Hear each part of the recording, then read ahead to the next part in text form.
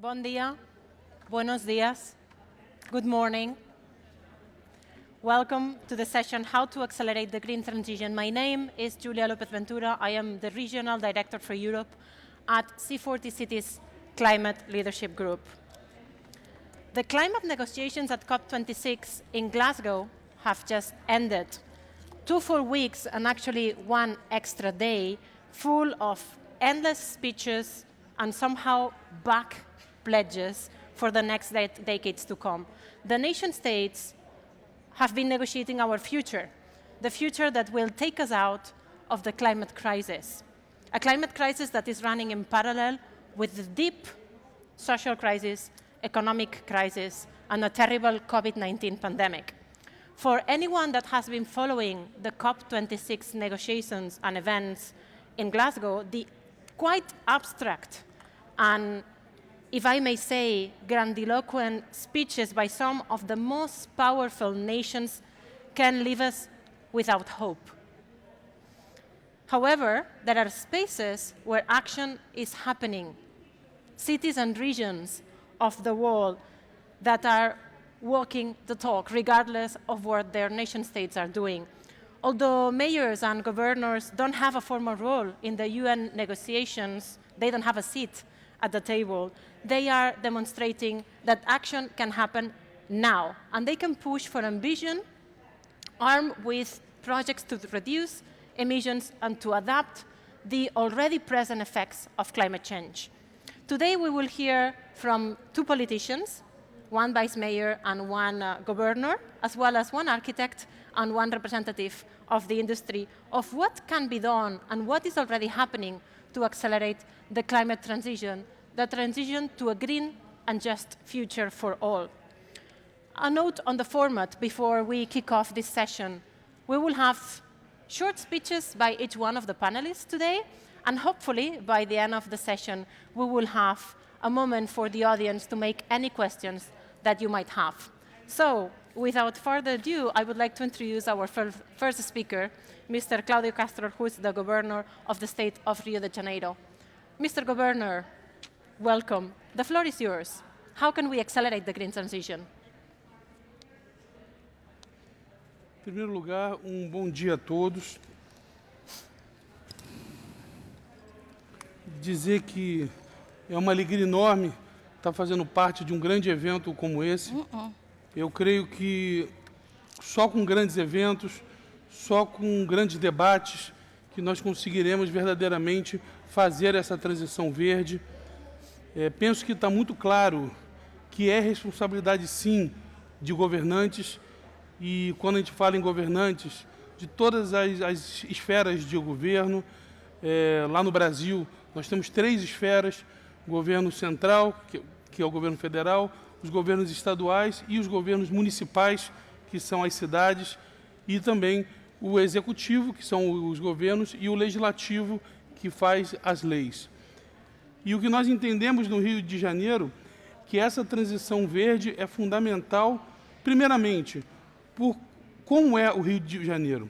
Há um poeta brasileiro que diz que a cidade do Rio de Janeiro é a natureza que se fez cidade. As belezas naturais do Rio de Janeiro fazem muito do que o Rio de Janeiro é. E, principalmente, a sua maior vocação, que é a vocação do óleo e gás, que é uma vocação extrativista e que nós sabemos o quanto ela danifica o nosso ambiente. Então, no Rio de Janeiro hoje, temos feito muitas ações, estamos com o maior programa de reflorestamento de Mata Atlântica da América Latina, chamado Florestas do Amanhã. Nós temos o maior parque florestal urbano do Brasil, que é a Floresta da Tijuca, que é exatamente onde fica o monumento do Cristo Redentor. E estamos tentando também, agora acabamos de fazer uma concessão do saneamento e da distribuição de água, e através dela impedir que sejam jogados esgotos e qualquer detritos nos nossos rios, nos nossos córregos, o compromisso da limpeza total da Baía da Guanabara, que é a nossa maior baía do Rio de Janeiro. em até 5 anos. Há um compromisso contratual dela estar completamente limpa, mas não só limpa. Limpar não é o mais difícil. O mais difícil é não deixar poluir de novo. Então, o Rio de Janeiro hoje tem um compromisso com o saneamento básico. Isso foi, inclusive, uma das falas do presidente na Assembleia Geral da ONU. Ele colocou o Rio de Janeiro e a concessão do saneamento como principal feito do país nos últimos anos. E eu tenho certeza que programas de reflorestamento, que além de ter empregos, além de proteger encostas, além de dar uma vida verde para o Rio de Janeiro, ele também vai fazer com que o Rio seja mais sustentável para os próximos anos. E a importância de um estado como o Rio de Janeiro, que é um estado e uma cidade conhecidos mundialmente pela sua natureza, é muito importante estar aqui como exemplo. Exemplo para o mundo de como uma cidade verde, uma cidade com as belezas naturais é importante para o mundo, mas também um exemplo para nós, de como nós temos responsabilidade de manter o Estado assim, de manter a nossa economia verde, de incentivar ações verdes. Então, o Rio de Janeiro hoje, ele passa por essa transformação verde, essa transformação de não agressão ao ambiente, mas também de recuperação de muitos ativos que são conhecidos mundialmente e que é de nossa responsabilidade cuidar, até pela nossa grande vocação, que é o óleo e gás, ser uma atuação, ser uma vocação que prejudica muito o ambiente. Então, o Rio, ele sempre foi feito de extremos. É uma beleza natural enorme, mas também uma vocação que é predatória ao meio ambiente.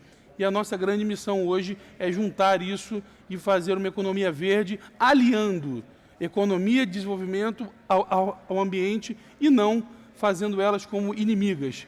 O Rio de Janeiro hoje luta diariamente para que possamos nos desenvolver cuidando do ambiente e não fazendo com que o ambiente nem prejudique o desenvolvimento e nem que esse desenvolvimento agrida o ambiente de tal forma que a gente deixe de ser um Estado sustentável.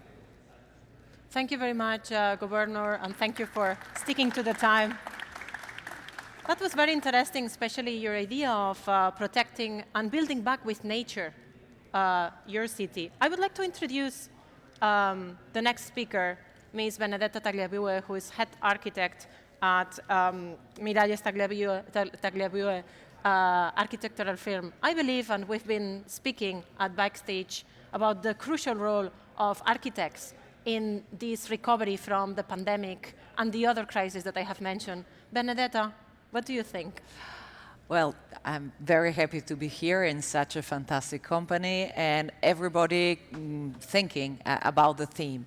So, of course, our point of view is a point of view of architects. We are positive. We are trying every day to make a less carbon impact on the world, a less weight on the world, and we design pieces of cities in China or in Milan or in Europe and buildings, and I think this is a kind of attitude which is really believing that we have a possibility of doing something.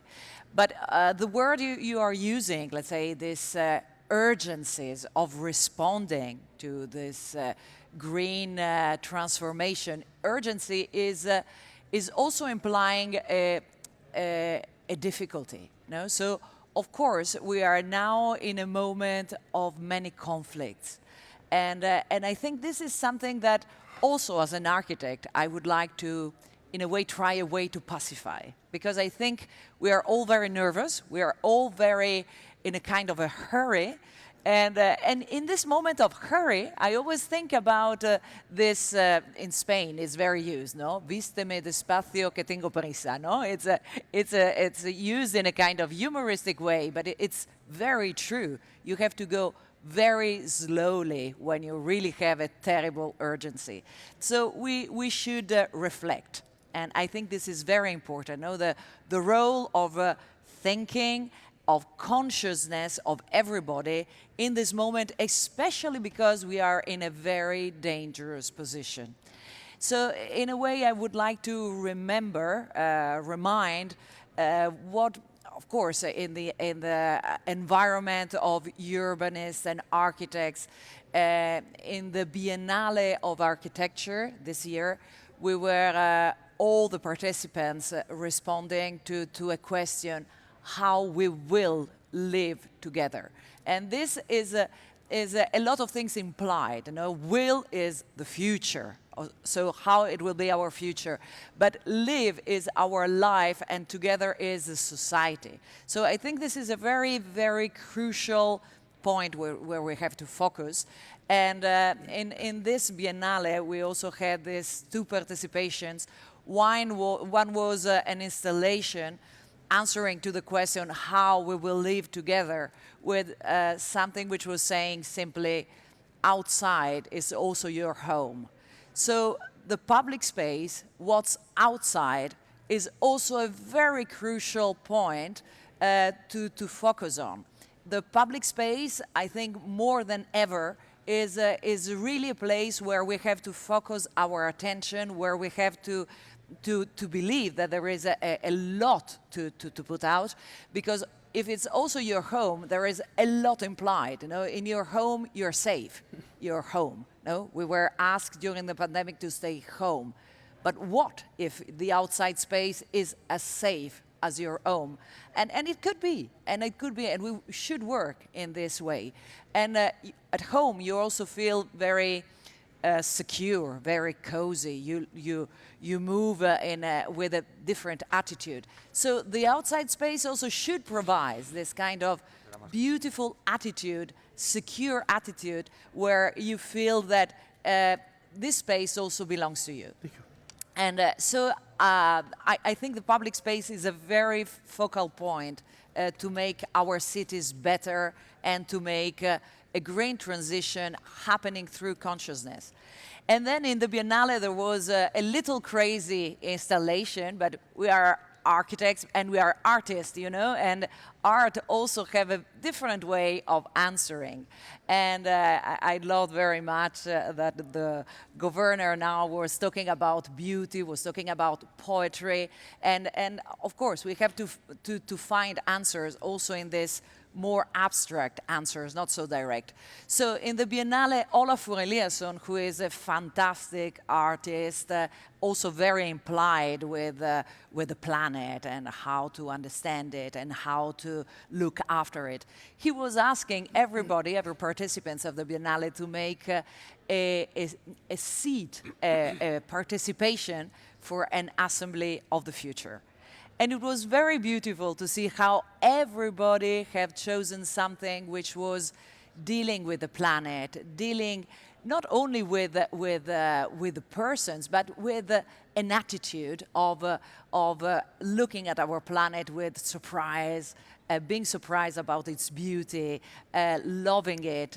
And we also participated by giving a seat, which we designed with a yoga teacher, where probably when you sit there, you can enter into a concentration, you can enter into a sort of special state, and maybe arriving to this level of consciousness is what will make our future better. So these two things, public space and the public space well designed, and our effort together, creating a different consciousness. This is what I think is my answer to this question today. Thank you very much, Benedetta.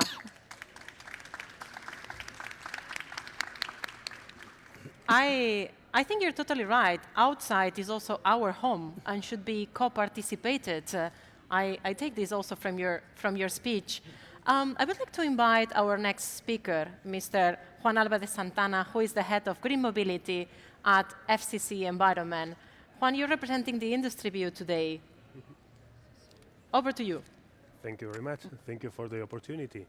Well, I am here. I'm Juan Álvarez. I come to present you my company. It's FCC Environment.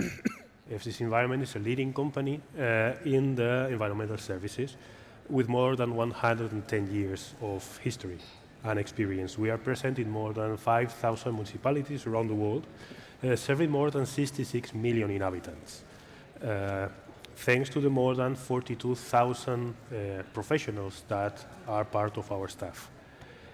We have only in Spain a fleet of 13,000 vehicles. More than 2,000 of them are eco-friendly. A figure that it's increasing currently with the new fleets that are about to start working in Madrid and Barcelona. At FCC Environment, we have a very clear idea that is essential for our society to change the way of working, the way of transporting goods, the way of moving, to, if we want to preserve and protect the natural wealth that we currently have. To achieve this, and since sustainability is part of our idea of being a business or doing business, we have developed a 2050 sustainability strategy that consists on a sustainability development plan for the company with a 30-year horizon, with objectives and commitments to be achieved in 4 lines of action: environmental, social, excellence, and governance. Among the environmental objectives, which are our main core of business, I would like to highlight the commitments we did to reduce the greenhouse emissions by 35% between 2017 and 2030, becoming climate neutral in 2050, and in that moment, having a 100% fleet of eco or zero emissions vehicles. To achieve these goals, we are not starting now. We have 50 years of experience, almost 50 years. Our first electric truck for refuse collection was done here in Barcelona in 1974.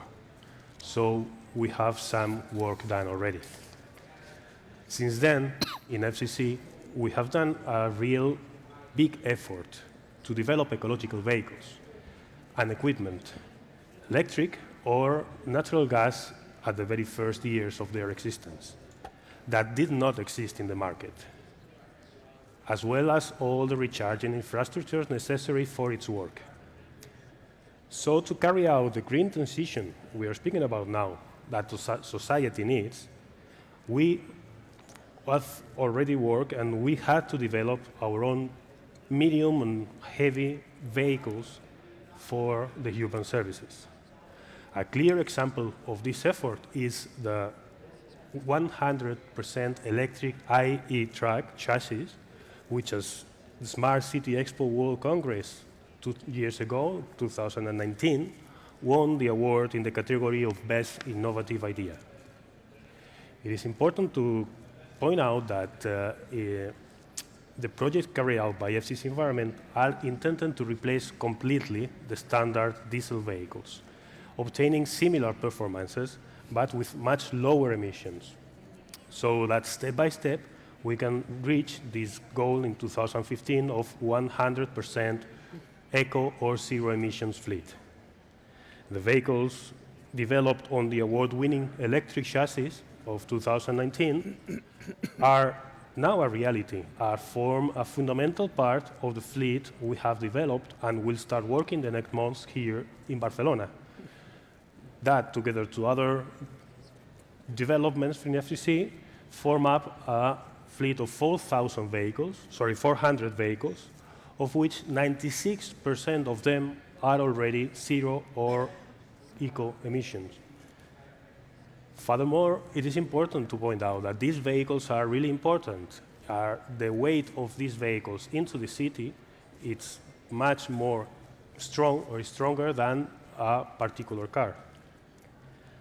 For example, electrifying a fleet of 20,000 vehicles of this type could mean an annual reduction in the carbon footprint of 520,000 tons of CO2 equivalent, which is more or less the same of planting around 1.6 million trees and saving the energy of 4,400 gigawatt which is approximately the consumption of a city of 1.2 million people in 1 year.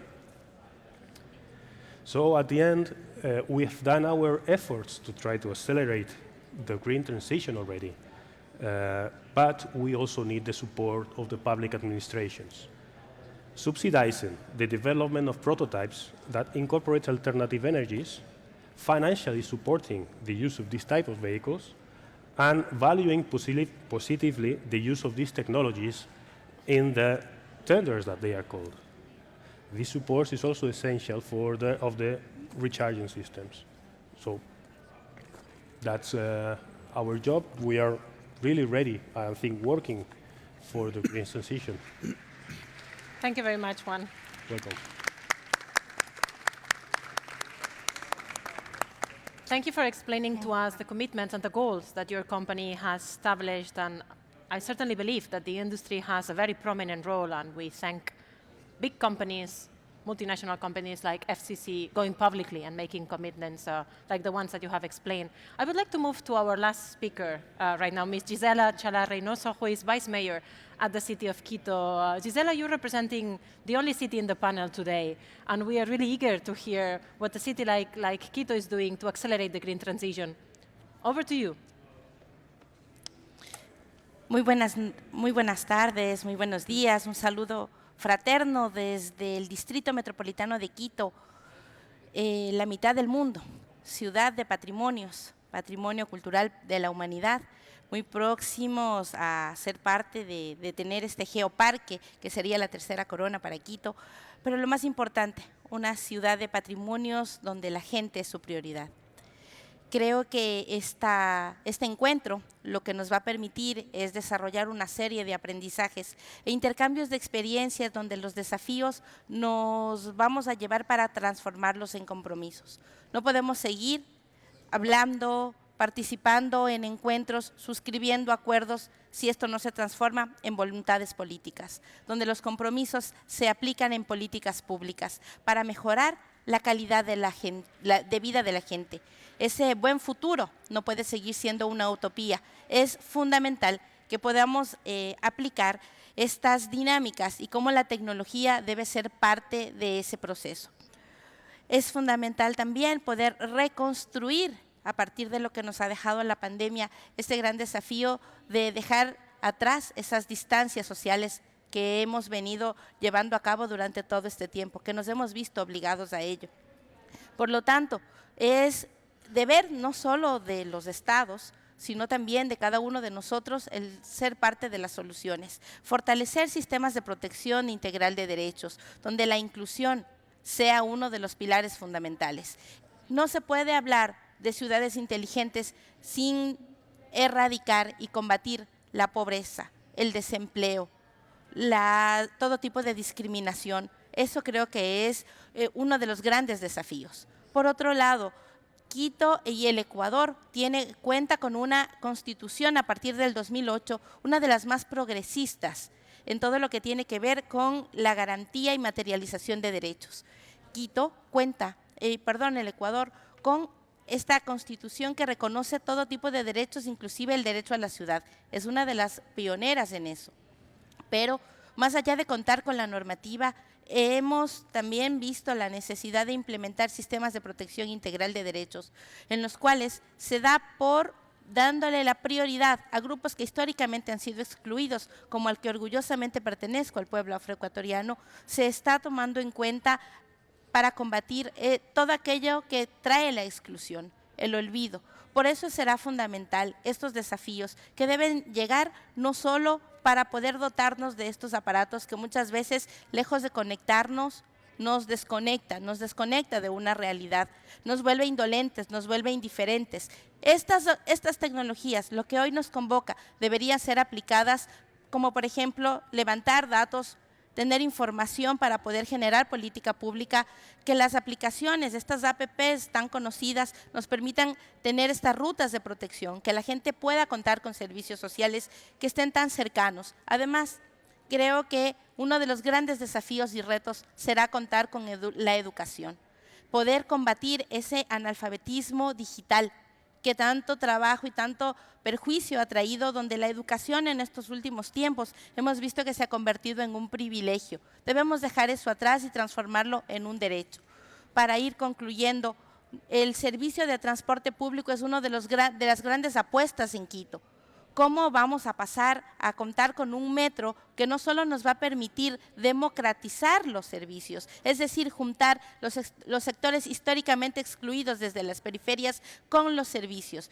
Trabajar en una construcción de una ciudad mucho más justa desde estas cercanías, pero también cómo vamos a dejar atrás aquello que nos ha traído tantas dificultades como es el consumo de combustibles fósiles. Esta energía limpia que para Latinoamérica sigue siendo muchas veces una gran utopía, es una oportunidad que Quito está asumiendo. Desde el 2016 está en construcción el metro. Por digamos algunas dificultades políticas no ha llegado a concretarse, pero sigue siendo una gran apuesta para transformar un modelo de ciudad mucho más sostenible, pero lo más importante, un modelo de ciudad mucho más justa, que cambia estas distorsiones históricas. Y otra cosa, no hay una ciudad más bonita, no hay una ciudad más fea, hay una ciudad injusta y una ciudad más justa.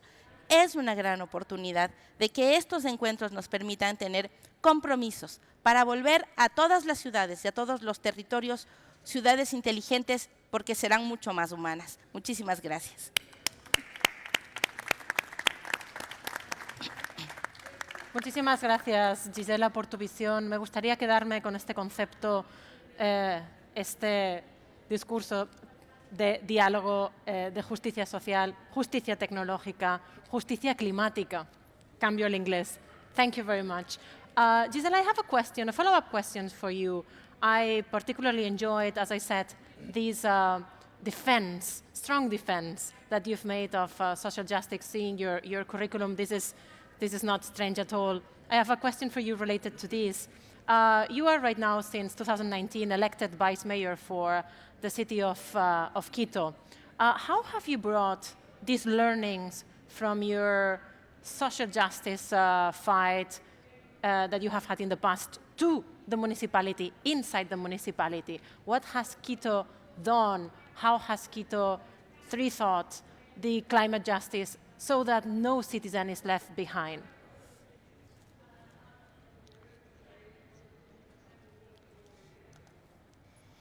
¿Cómo asumió Quito este gran desafío de ser una ciudad mucho más justa en lo social? ¿Cómo le vamos a dar prioridad a la gente? Contamos con un sistema de protección integral dentro del cual están los derechos elementales de la vida. Está educación, salud, cultura. También contamos con el patronato, que es una unidad técnica que materializa y concreta los servicios y acerca a la gente, el Consejo de Protección de Derechos y la Comisión de Igualdad, Género e Inclusión Social, que en lo legislativo permite generar esta normativa que ampara todo esto, esta dinámica, para que no se queden sujetos a voluntades políticas o a discreción. Por el contrario, este sistema de protección integral cuenta con 10 grupos de atención prioritaria, los cuales permite hacer la observancia, pero también generar política pública con enfoque de derechos. Con este enfoque de derechos que de ninguna manera debería quedar en el discurso, sino más bien que materializa, pero también repara derechos históricamente vulnerados. No ha sido fácil en una ciudad que evidentemente tiene una dinámica histórica de exclusión, pero hemos querido precisamente, amparados en la Constitución del 2008, dejar atrás lo que eran grupos de atención vulnerable para dejar atrás esas dinámicas de asistencialismo desde la caridad.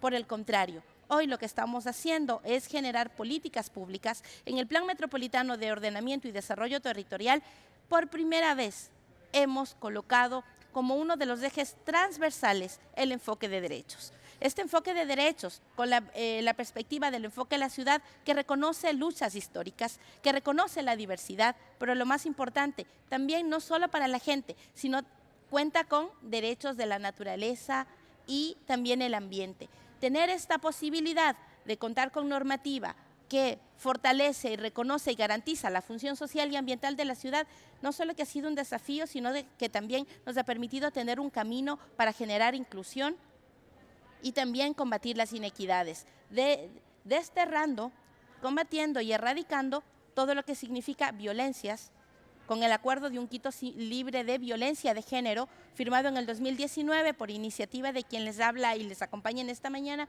pero también cómo vamos a llegar a construir una agenda de igualdad. Una agenda de igualdad que no será desde el escritorio, no será desde mi perspectiva, sino será desde una construcción ciudadana con un enfoque que pueda pluralizar las voces, pero lo más importante, darle la representatividad para que estas agendas, para que estas necesidades que tiene la obligación de cubrir los estados sean construidas y sean con este enfoque real. Así que a eso le apuntamos, porque Quito no puede quedarse atrás, tiene que seguir siendo un hito en cuanto al enfoque, pero sobre todo la materialización y reparación de sus derechos. Thank you very much, Gizella. That was a very, very powerful speech. And I would like to bring back your idea of the right to the city. You also mentioned the right to breathe good air, so fight for air quality in the cities. And I believe that our industry representative here might also have a say in this. Juan, you've been working for almost 20 years in developing electric vehicles that we are right now finally seeing commonly in our streets. What is next? What is the future of electric vehicles? What can we expect from the industry to help cities and regions in this green transition, in this right for air quality? Well, as I said, we've already working many years in this. We have clear that the focus of our work is in the city centers, is where the people live, is where I completely agree with them. We have to live in the city. So our goal, our target is to make these city centers cleaner for the people. Our vehicles are probably the bigger and the most contaminant pollutant vehicles that are working in these environments. So what we want is to get rid of this environment, to eliminate this, get rid of this pollution in this environment. So we've worked with natural gas. Now natural gas is spread around, it's a common technology. We've worked with electricity. For us, it's a common technology. Now it's becoming common for all the market, for all the people, but we are still working. So for us, this is not the limit. We want to eliminate completely the pollution. We are going into having greener or green origin electricity to be used in our vehicles too. And of course, there are other technologies right around the corner, like the hydrogen vehicles that we are working in.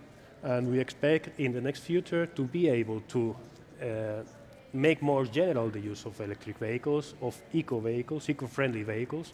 Now it's only a small part of the fleet. We want it to be 100% fleet. Cities as Barcelona really has a strong, make a strong push in that direction, allow us to offer 96% of the fleet already eco-friendly. And that will, what we want is this to be spread around all the cities like that, so we can really reach that target and make the city more a place to live in the outside. You're absolutely right that the challenge is also with the energy grid, decarbonize energy grid. And in fact, energy and buildings are the biggest emitters of greenhouse gas emissions that cause climate change. And now I would like to ask you, Benedetta, as an architect that have been also for many years working in, with buildings, what do you think is the role of an architect in the fight against climate change? Well, in a way, I always thought the architects are in a way in a fight constantly to make a better world.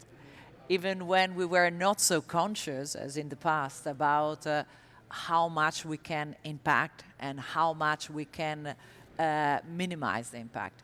So I believe we've always worked in that direction, and we have always worked in trying to understand, how to introduce a building in a landscape, how to make this integration, make the people who at the end will use the space feel better, have a better life.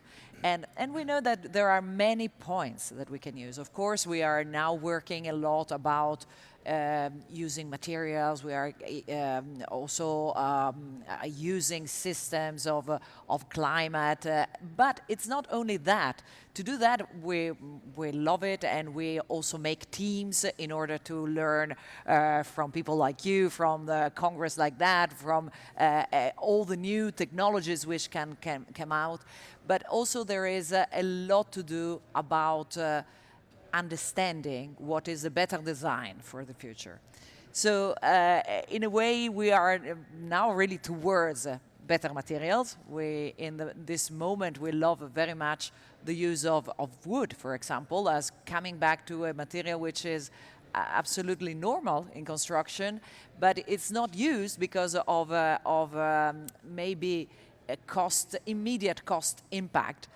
But of course, has a fantastic possibility of less impact in the future. No? For example, if you build a wood building, you will have a less consume of heating. You will have a better feeling for the people inside. And we still have to study, no? And to make very clear how maybe you can spend more money on a first moment, and then have this money coming back. No? So this is in relation to use of materials and technologies, but also in relation of how to make a design. We always think about how to make a space outside being very well integrated with the space inside. As I was saying before, outside space is also home. This implies a lot. You know, for example, now we are discovering that the contagious in the pandemic is so much less in well-designed buildings and very ventilated spaces. So this is really crucial, very crucial for the future. And the very well-ventilated spaces are well-designed spaces, and maybe you can find outside spaces at every scale. No? For example, you can find good terraces on your same home, but also good outside space for your same building. For example, having a roof on the top, so that this can really make also the community come together, which is very useful and very beautiful, no? Very healthy also for your mind. And outside in your neighborhood, of course, there is this need of having spaces which are offered for the neighborhood, which is giving more possibility of social life and also healthy life. And then in a bigger scale, having bigger spaces, bigger urban spaces where other ways of meeting can happen. So I think all this subtle way of designing is also very important to go together with technology or with the technological advance that we as architects can learn from all of you. We are open to learn, to understand, but also what we can give is this possibility of designing in a better way. You know? So. Absolutely, yes. And in fact, Gizella was mentioning the right to the city. We might also want to start thinking about the right to the building, to good and healthy buildings for everyone, as part of our climate and social justice movement. I have one question as well for Cláudio Castro, but before that, members of the audience, I will go to you after the question for Mr. Castro. So please start thinking about any questions that you might have for the members of the audience. And now to you, Cláudio, as the governor of the state of Rio de Janeiro. You were talking about this strong heritage that the oil and gas industry has in your region and the need to not let them pollute again.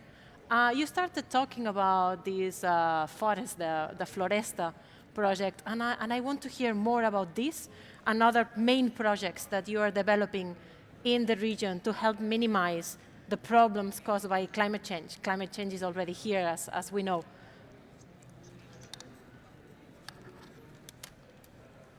O Rio de Janeiro, realmente, ele é um estado de extremos. Ao mesmo tempo, você tem as belezas naturais que fazem ele ser o Rio de Janeiro, você tem o Pão de Açúcar, você tem as praias, é um estado onde você tem serra, frio, e você tem ao mesmo tempo calor, praias, você tem parques maravilhosos, você tem uma legislação muito rígida de proteção e, ao mesmo tempo, você tem como a principal vocação econômica uma vocação extrativista que é o petróleo, que é o óleo, o gás.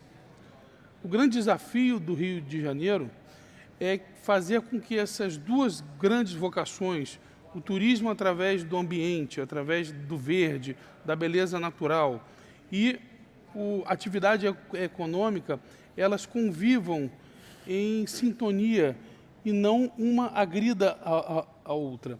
Talvez esse seja o nosso grande desafio. O Rio de Janeiro hoje, como eu disse, está com um projeto já implantado, chamado Florestas do Amanhã. Nós já estamos reflorestando 5.000 hectares de Mata Atlântica. Já começaram e serão plantadas 2.500.000 mudas de espécies endêmicas, várias espécies. São 410 milhões de reais, dentre esse mais os próximos quatro anos. E esses vão garantir uma manutenção hídrica, vão garantir que a gente possa retomar a questão verde, que nós possamos, de verdade, nos preocupar com o clima, nos preocupar com o ar que respiramos e nos preocupar com as futuras gerações. É muito claro, e o Rio de Janeiro, que sofreu com enchentes, que sofreu com tanta devastação natural nos últimos anos, é muito claro que a nossa ação predatória ao ambiente, ela, um pouquinho na frente, traz de volta consequências graves. E no Rio de Janeiro hoje, com esse projeto de reflorestamento, de controle de encostas, de controle de rios, nós temos um programa chamado Limpa Rios, onde nós desassoreamos os rios do estado inteiro. Somente esse ano já foram investidos mais de 200 milhões de reais em limpeza de rios e córregos, para que a gente possa ter rios mais limpos, mas também para que impeça que tragédias naturais, que chuvas fortes tirem a vida, tirem a casa das pessoas. Um controle urbano é fundamental, não deixar construir em áreas de preservação ambiental, proteger esses grandes parques, esses grandes espaços de proteção, e aí os arquitetos são fundamentais e os urbanistas para que nós possamos preparar as cidades para que elas possam conviver com as áreas de respiro, com as áreas verdes e com as áreas urbanas, podendo ser as mais limpas possíveis, como a questão dos ônibus elétricos, que nós também já estamos agora começando a implantar. Estamos montando no município de Duque de Caxias, estamos trazendo uma empresa de ônibus elétrico para que a gente possa ir diminuindo essa emissão de CO2. Estamos cobrando as nossas empresas, por exemplo, o Rio de Janeiro hoje, ou ele reinjeta o gás do pré-sal, ou ele queima esse gás. E nós estamos agora criando projetos para que esse gás possa ser aproveitado e não vire mais uma agressão à natureza. Então, muito mais que promessas, hoje o Rio de Janeiro já está implantando na prática essa política verde, essa política de apoio ao ambiente, mas principalmente essa política de equilíbrio. A grande palavra que o Rio de Janeiro tenta utilizar hoje é o equilíbrio entre o desenvolvimento econômico, o desenvolvimento social, que é fundamental, e o ambiente. Então, quando você une essas três pontas, criando justiça social, uma possibilidade de desenvolver como Estado, como país, mas a proteção ao ambiente, com certeza você vai criar gerações melhores, gerações que se preocupem em crescer, mas crescer de forma sustentável e lateral, não simplesmente ele crescer e deixar os outros para trás. Não é crescer só como pessoa, é crescer como sociedade, e é isso que a gente busca no Rio de Janeiro hoje. Totally, grow as a society. Thank you very much, Cláudio, for this response. And as promised, I would like to go back to you, audience, for any questions that you might have. We might have time for even a couple of questions. So if you have any questions for any of the speakers, I'm not really familiar with the protocol. I think that you should go to this microphone in there, if it's correct. Yeah, we have one volunteer. The microphone is yours, I believe. Buenos dias, meu nome é Eduardo Neri, sou empresário do Brasil. Posso fazer em português? Okay. Se for para mim, pode. I think you can speak in Portuguese for the. If you could make your question in Portuguese and then also in Spanish or English for the benefit of the other members of the audience. Okay. Thank you. Governador, o Rio de Janeiro ele teve oportunidades de crescimento ambientais. 1992, Eco-Rio, Rio mais 20, tivemos oportunidade de Olimpíadas, tivemos oportunidade de Copa do Mundo. Barcelona teve oportunidade de uma Olimpíada, Barcelona é uma antes da Olimpíada de 92 e a outra pós. Catalunha é uma Catalunha antes de 92 e pós 92. Queria saber do senhor se nós podemos esperar no governo do senhor, na gestão do senhor, que questões ambientais no Rio de Janeiro, no estado do Rio de Janeiro, seja uma antes do governador Cláudio Castro e uma após o governador Cláudio Castro. Seu nome, por favor? Eduardo Neri. Eduardo. If I may, for the audience, very quickly, if I understood correctly, you're comparing Rio de Janeiro and Barcelona post-Olympics, pre-Olympics, and Rio de Janeiro post and pre-Rio plus 20. And the question was around this topic, right? For the benefit of the members of the audience. Thank you. Eduardo, eu acho que, com toda humildade, sem arrogância nenhuma, após a concessão do saneamento, o Rio de Janeiro já é outro depois da nossa gestão.